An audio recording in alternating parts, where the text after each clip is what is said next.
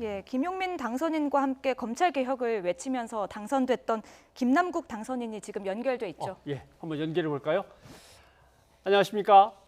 네, 안녕하세요. 안산 단원을의 김남국입니다. 예, 먼저 축하부터 드립니다. 네, 감사합니다. 내가 이기겠다라고 생각된 게 새벽 몇 시쯤에 그 생각이 드시던가요? 정말 가슴 졸이면서 개표를 지켜봤었는데요. 예. 한 새벽 2시 넘어가서 3시 넘어가서야 이길 예. 수도 있겠구나라는 그런 생각을 하게 됐습니다. 그러셨군요. 치열했습니다. 예. 네. 예, 조국 백서의 저자로 잘 알려져 있는데요. 조국 백서 어떤 내용입니까?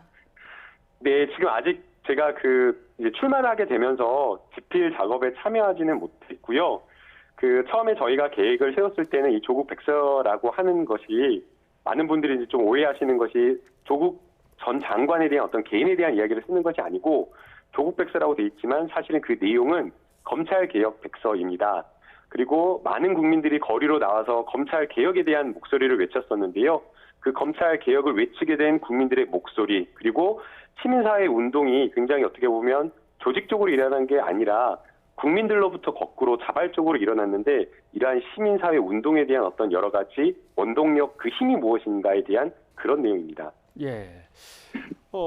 박 변호사님하고도 아까 좀 얘기를 나눴습니다만은 검찰 개혁에 상당히 소신을 갖고 계신 두 분 변호사님, 그리고 판사 출신 세 분, 뭔가 이번에는 검찰 개혁에 대해서 여당에서 상당히 힘있게 추진하겠다, 이런 생각을 좀 해보는데 어떤 거, 네. 뭐부터 어떻게 해야 된다고 생각하십니까?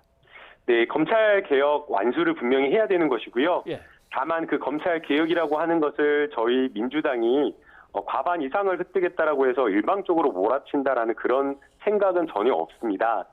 검찰 개혁이라고 하는 것은 큰 권력 작업, 권력 개혁의 개편 작업 과정에서 이루어지는 것이고요. 검찰 개혁뿐만 아니라 국정원 개혁, 그리고 또 검찰 개혁으로 인한 검경 수사권 조정으로 인해서 경찰권이 또 비대화되었는데, 또 경찰권이 비대화된 것에 대한 경찰권을 분산시키는 그 작업을 함께 할 것이고요. 또 이 과정에서 야당에서 제기하는 여러 가지 비판과 보완해야 될 점, 그리고 또 국민들이 우려하시는 점을 충분하게 반영시켜서 검찰 개혁을 힘있게 추진해 나갈 생각입니다. 예, 검찰을 개혁하려면 검찰 내부에서 어떤 변화가 가장 먼저 이루어져야 된다고 보십니까? 네, 검찰 개혁이라고 하는 게 크게 여러 가지 것들을 생각할 수 있지만, 그 검찰권이 가지고 있는 것을 제도적으로, 법제도적으로 분산시키는 게 하나 또 필요하고요.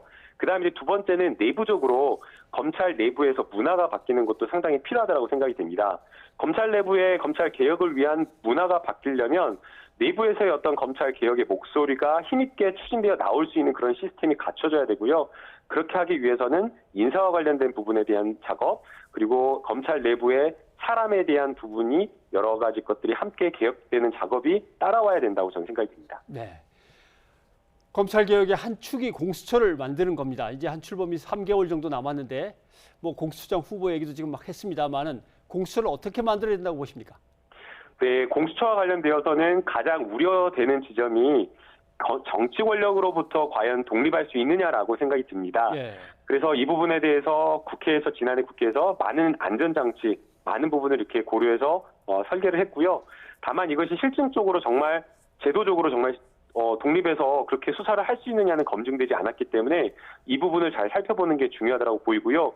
또 단순하게 공수처장이 정치적 독립을 했다라고 하더라도 내부에 있는 수사하는 공수처의 검사들이 공수처장으로부터 독립되지 못한다라고 하면 이것도 사실은 문제거든요. 그래서 내 외부의 수사에 대한 독립성을 확실하게 지켜주는 것이 공수처 관련돼서 굉장히 중요한 문제라고 생각이 됩니다. 예, 그런데 공수처법에 대해서 미래통합당이 헌법재판소에 헌법 소원을 청구했거든요. 결과 어떻게 예상하고 계십니까? 네, 그 부분에 대한 것은 조금 더 저희가 지켜볼 필요가 있다고 생각이 들고요. 다만 이 공수처와 관련된 여러 가지 헌법적인 위반 사항은 처음에 법안을 통과시킬 때에 국회 사무처를 통해서 법률적인 검토를 다 거친 사안이고, 그렇기 때문에 우려 사항은 좀 크지는 않다라고 저는 생각이 듭니다. 네.